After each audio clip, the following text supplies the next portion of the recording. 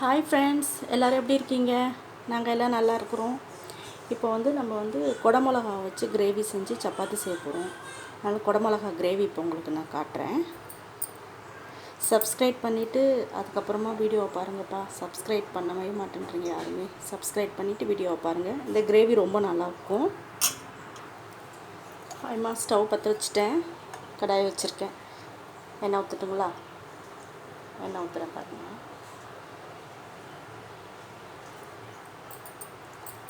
எண்ணெய் ஊற்றிட்டேன். எண்ணெய் கொஞ்சம் காயட்டும். நல்லாயிருக்கும்மா. சப்பாத்திக்கு நல்லாயிருக்கும், பூரிக்கு நல்லாயிருக்கும், தோசைக்கு நல்லாயிருக்கும்.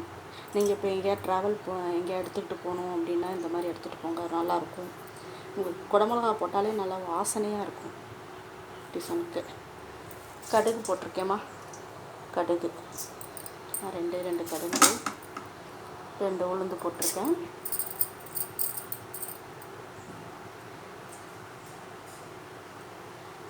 சீரகம் 2 சீரகம்.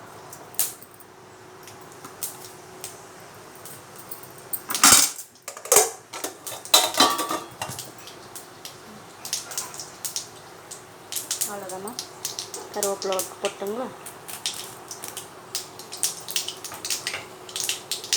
கடுகு வெடிச்சிருச்சுமா. கருவேப்பிலை போட்டுட்டு நான் ஒரு 2 வெங்காயம் அரிஞ்சு வச்சுருக்கேம்மா.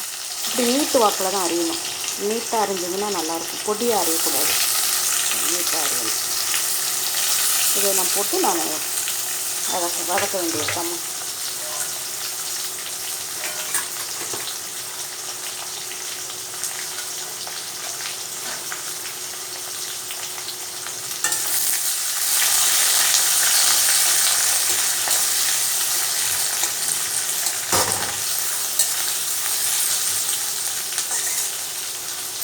வதங்கட்டும். அது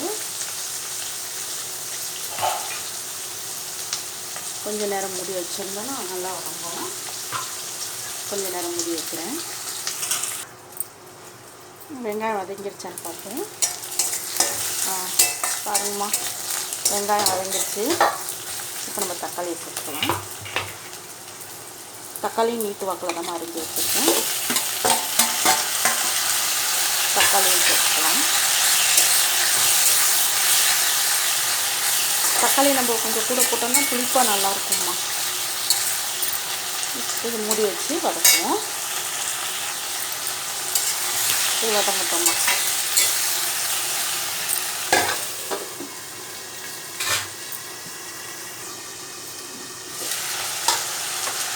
கொஞ்சம் உப்பு போட்டுக்கலாம். கல் உப்பு போடுறேன்.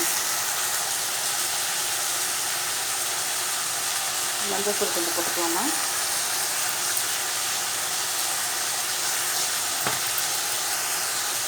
ஒரு கலரிட்டு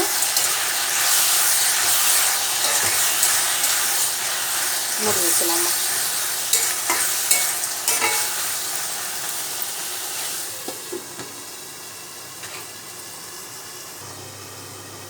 வதங்கிச்சான்னு பார்க்கலாம். சரிங்களா? நல்லா வதங்கிடுச்சு.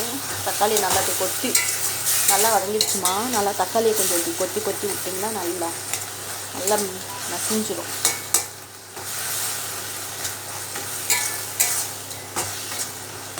நல்லா மசிஞ்சிடும். குத்தி விட்டோம்னா சீக்கிரமாக ஆகும்.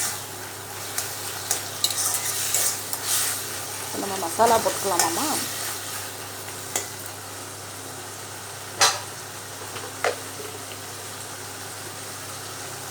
மிளகாத்தூள் போட்டேன் நான்.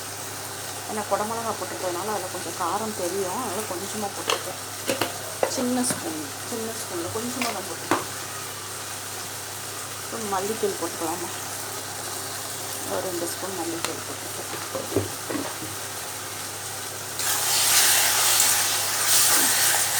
மசாலா கொஞ்சம் நேரம் வதங்கட்டலாம்.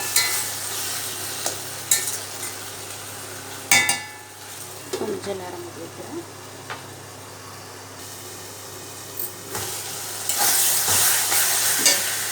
குடமிளகா போட்டுருக்கேன்.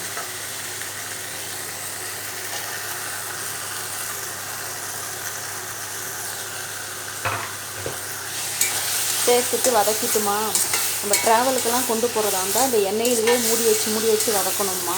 அப்போனா உங்களுக்கு இருக்கும். நம்ம வீட்டுக்கு இப்போதைக்கு உடனே செய்கிறதா இருந்தால் நம்ம கொஞ்சம் தண்ணி ஊற்றி வேக வச்சுக்கலாம். இல்லாட்டி கொஞ்சம் நேரம் மூடி வச்சு வதக்குனீங்கனாலே அதுலேயே சுருண்டு நல்லா வதங்கி வெந்து போயிடும். அப்படியே எடுத்து நீங்கள் டப்பாவில் வச்சுக்கலாம். இப்போ நம்ம வீட்டுக்கு உடனே செய்கிறதுனால நான் கொஞ்சம் தண்ணி ஊற்றிக்கிறேன்.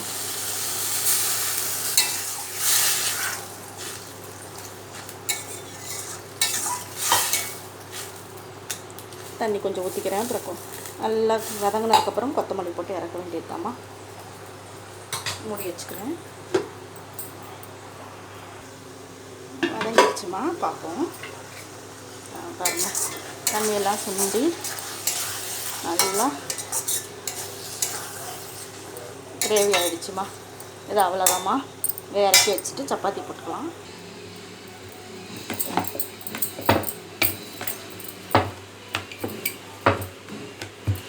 சப்பாத்தி போட்டுருக்கேம்மா. சும்மா அந்த மடித்து போடுவோன்னு சொல்லிவிட்டு அதனால தான் இப்படி பண்ணிக்கிட்டு இருக்கேன். இது எண்ணெயை தடவிட்டு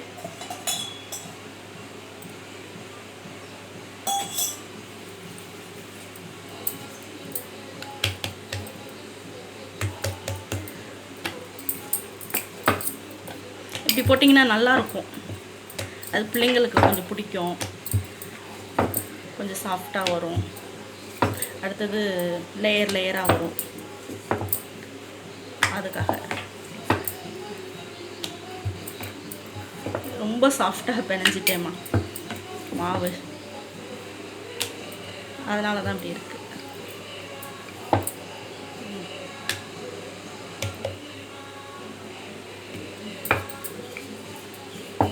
சப்பாத்தி போட்டுட்டு காட்டுறேம்மா உங்களுக்கு. சப்பாத்தி போட்டுருவோம்மா.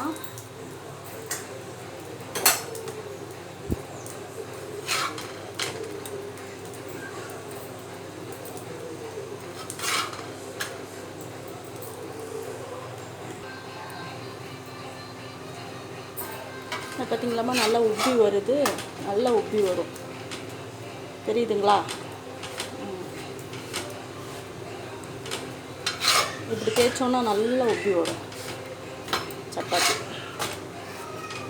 நீங்கள் எண்ணெய் கூட வேணும்னா போட்டுக்கலாம். எண்ணெய் வேணான்னா நீங்கள் அப்படியே கூட.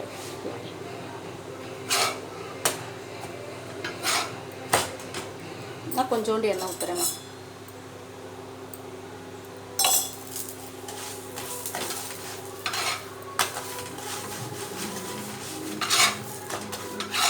அவ்வளோதாம்மா, சப்பாத்தி ரெடி.